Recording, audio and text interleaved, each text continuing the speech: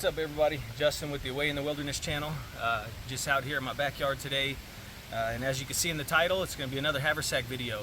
This is what I would consider more of a heavy-duty type haversack. A lot of gear in here is going to be a lot more robust than the last haversack that I showed, and that one's kind of generally what I'll take because it's a lot lighter, and you know, I can take that around and not really going to be too cumbersome. This one has a little bit more weight to it, but like I said, a lot more robust. But if you haven't seen that video, I'm going to leave a link in the description, and I'll also, if I can figure it out, I'll leave a link up here or up here, wherever it's going to be. But go check that one out if you haven't watched that one. But I'm going to get the camera set up, and we're going to jump right into the contents of my heavy-duty haversack. So stick with me, I'll get all that set up, and we'll jump right into it. Alright everybody, so public service announcement. I was outside filming this video, and about midway through, the phone overheated on me, and video shut off and everything, so I had to move it into the house. But yeah, I mean, that's one of the reasons why summer is pretty much my least favorite time of year, because I'm not a huge fan of the heat. But I'm gonna jump right into it. So right here on the top of the haversack, I keep my headlamp in this small little leather pouch, and in there is just a Black Diamond Astro, very simple headlamp, nothing crazy, with just some extra batteries. And I always take the batteries out of my headlamps whenever I'm storing them. Whenever I get back from a trip or something like that, I immediately take them out and I store them just on the side in some small little Ziploc bags. Because I learned the hard way that when you're out and you happen to get some kind of moisture in there from the humidity or whatever the case is, if you store them with those batteries in there, it's never a bad deal. It'll start corroding on the inside and you'll run into a bunch of problems.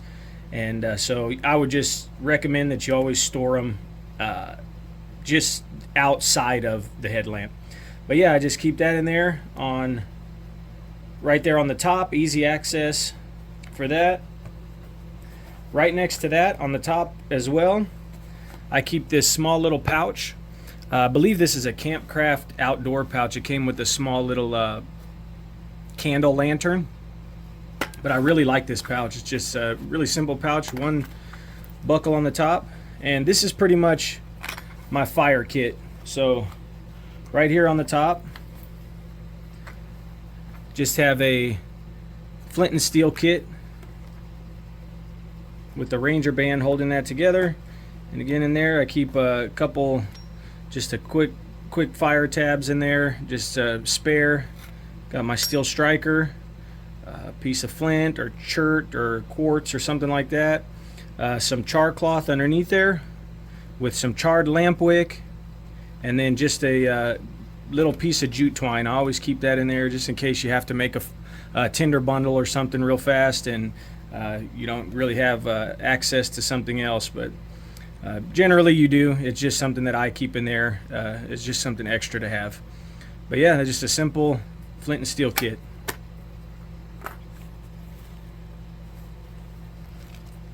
Also have a couple just quick fire tabs. I believe these are the Coughlin's fire tenders. And then one extra one here on top. I had a bunch of these, a couple hundred of those little small ones. Just have a little accelerant on them, on the little cotton tab. And then I did have some fat wood shavings down here on the bottom. But yeah, I just keep that in there just as a emergency situation. If you're not wanting to jack around, just get a fire going really quickly, this is the way to go, in my opinion. Bic lighter. Always going to have one of those pretty much in any fire kit that I have, as well as in my pocket at all times. Flick your Bic. I mean, just instant gratification with the flame. I keep another Ranger band around there and some Gorilla Tape on the outside, but for me, as far as a lighter goes, it's always going to be a Bic lighter. Every other lighter, in my opinion, is subpar.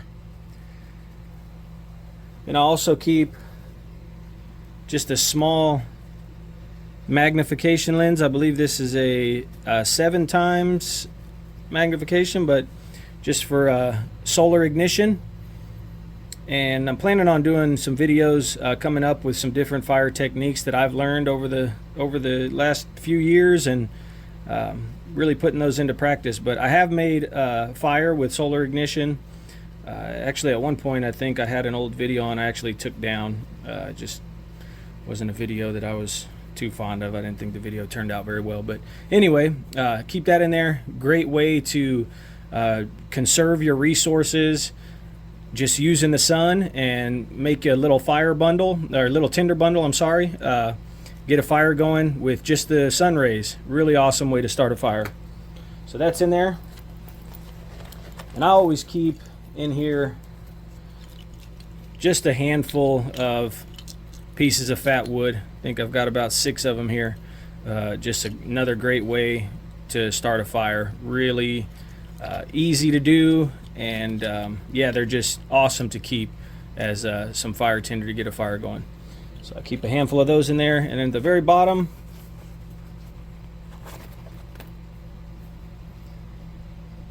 just a ferrocerium rod, 6-inch ferro rod, the magic wand they call it. But just some more Gorilla Tape on the back of that as a handle, but also it makes a great fire tinder as well. Take a spark from the ferro rod if you break it down. Really cool idea. I'm sure a ton of you guys are familiar with that.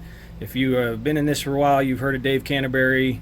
This is what he recommends, and a lot of things that I've learned have come straight from him. I believe the man is just a wealth of knowledge when it comes to bushcraft, survival, camping, and just general outdoor skills. So yep, keep that in there, and that's pretty much the last thing that's in there. Right on this side of the haversack, I keep my 2 cutting tools. The first one is, I'm sure again you guys are familiar with this folding saw, the Baco Laplander. Great folding saw. This one actually is new. I actually had got one broke on me not too long ago, so I replaced it with this one. It's a great saw. They're pretty durable. Again, I did have one break on me, so I'll see how this one does. Just a simple folding saw. This thing is a workhorse. It gets tons of work done around camp very quickly if you're needing to cut wood and things like that. Great piece of gear to have on you. I pretty much keep one in every one of my haversacks or small kits, or when I go, I pretty much always have some kind of saw with me. So that is right here on the side. Right next to that, other cutting tool, just the Mora Bushcraft Black carbon steel blade, 90-degree spine, very well made. It is not a full tang. I believe it's a rat tail tang. Maybe it goes 3/4 of the way down, I believe, but still just a very durable, very good backup blade. You know, you're always going to want to have your main blade be some kind of a full tang, passes all the way through the blade, but that's generally just going to be on my hip. This is perfect though to keep inside of your pack as a secondary blade. So that's right on the other side of the folding saw. Now over here on this side of the haversack, I just keep my canteen set. This is again the Pathfinder stainless steel 32-ounce bottle and nesting cup set. Just a great canteen set. I have probably 3 or 4 of these. My wife keeps one in her pack, and they're just awesome. Very durable, simple. The nice heavy-duty handles on it.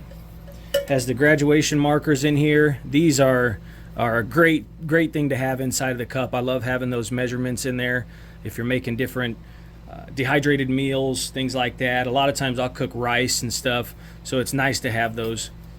So I keep that in there. Super heavy duty, durable, not gonna break on you. It's gonna last forever as long as you take care of it. And just a great tool to have to boil water in, again, cook with, anything like that. Obviously carry your water in. Just a great piece of kit to have. So I keep that right here on that other side. In the front here, to go along with the theme of this being more of a heavy duty haversack, I have a Bushcraft Spain oilskin tarp, and I believe they call this their emergency oilskin tarp on their website. Don't quote me on that, but it's basically just a 5x7 oilskin tarp, very heavy duty, super durable. I have used this in a video or two of mine because, again, just like my other haversack, this haversack kind of goes in and out of other packs sometimes, and I'll just use this as the shelter and then just add to it if I wanted to bring some other cooking implements or some more to go along with a sleep system or something like that. But again, this just super durable, not gonna tear out on you. You're not gonna have any problems next to the fire with embers getting on it or anything like that. But just a great piece of kit. I highly recommend the Bushcraft Spain products. So that rides right there in the front. And the only other thing that I have in here is just a small Coal Cracker Bushcraft little pouch, just pretty much a ditty bag of sorts. And so in here, what I have is just a small Falneven DC4 sharpening stone. So that's right there on the top. Right behind that, always keep an extra bandana in here for whatever 1,000 purposes you want to use that for. So that's in there. Just a small Sea to Summit titanium spoon. I love having just keeping a small spoon like this on me if I make a meal. Just simple, make things easy on yourself when you're out there. So I keep that in there.